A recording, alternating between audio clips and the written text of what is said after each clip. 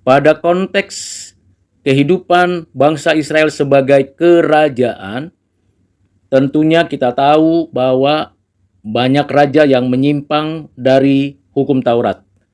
Banyak raja yang memberontak kepada Tuhan, menyembah berhala, menyembah ilah-ilah. Dan banyak raja juga yang tidak mensejahterakan rakyat, bangsa, dan tidak berlaku adil. Dalam kondisi dan situasi seperti itu, di dalam rancangan Tuhan yang baik, yang mulia dan sempurna itu, Tuhan Allah memanggil, mengutus, dan membangkitkan nabi-nabi sepanjang perjalanan bangsa Israel menjadi kerajaan dan sepanjang kerajaan Israel berada dan berdiri di tanah perjanjian itu.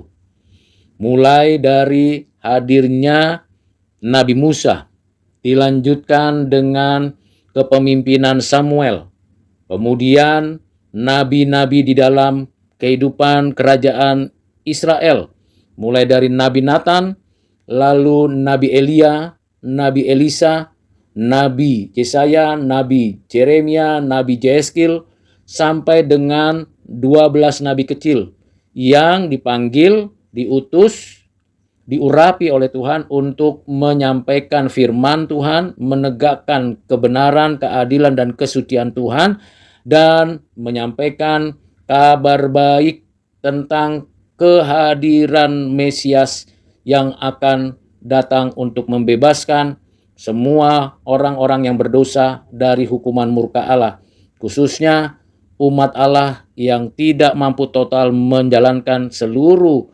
ketentuan sebagai umat perjanjian, ketentuan hukum Taurat, dan segala yang dinyatakan Tuhan sepanjang perjalanan sebagai bangsa dan kerajaan Israel.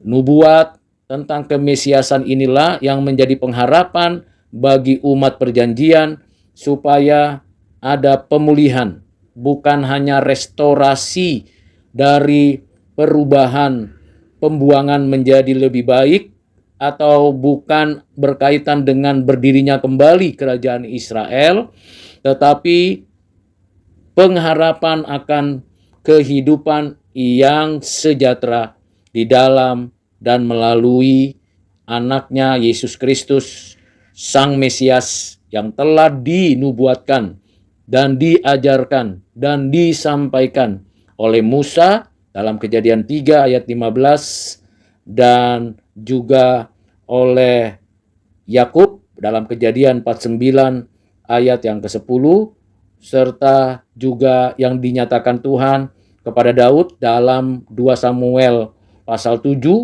Demikian juga siapa-siapa saja yang akan mengerti apa yang diajarkan, disampaikan, dinubuatkan oleh Yesaya, baik itu pasal 9, pasal yang dinyatakan tentang keberadaan dari Sang Mesias pada pasal 53 Yesaya, maupun juga yang dijelaskan atau disampaikan oleh Nabi Yoel maupun Nabi Mika dan juga nabi-nabi yang lain.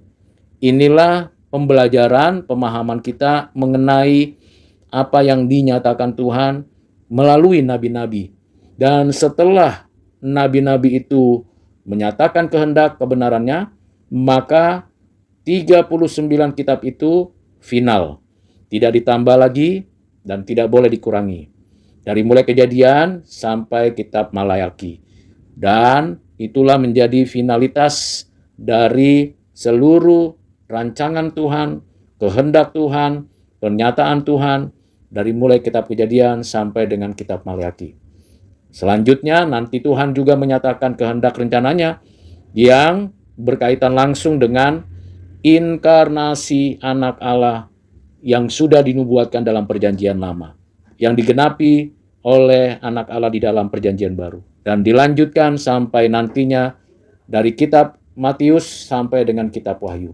Dengan demikian lengkap sudah pengajaran yang disampaikan para nabi dan pengajaran yang dinyatakan oleh Tuhan Yesus Kristus, serta penerapan pemberitaan kabar baik oleh para rasul, gerejanya, dan umatnya sepanjang perjalanan sejarah sejak hari Pentakosta sampai akhir zaman. Jadi ada satu kesatuan yang utuh antara apa yang diajarkan di dalam Perjanjian Lama, yang ada di dalam Perjanjian Baru, yang disampaikan para nabi di Perjanjian Lama, yang disampaikan para rasul di Perjanjian Baru, dan diteruskan oleh gereja di abad pertama sampai hari ini dan sampai selamanya. Ada keberlanjutan yang utama, yaitu kabar baik dari Allah untuk memulihkan seluruh hubungan yang rusak karena dosa manusia, khususnya orang-orang pilihan yang ditentukan Allah dari semula. Kiranya Tuhan menolong kita mengerti apa yang dinyatakan Tuhan di dalam Alkitab. Tuhan memberkati kita sekalian. Amin.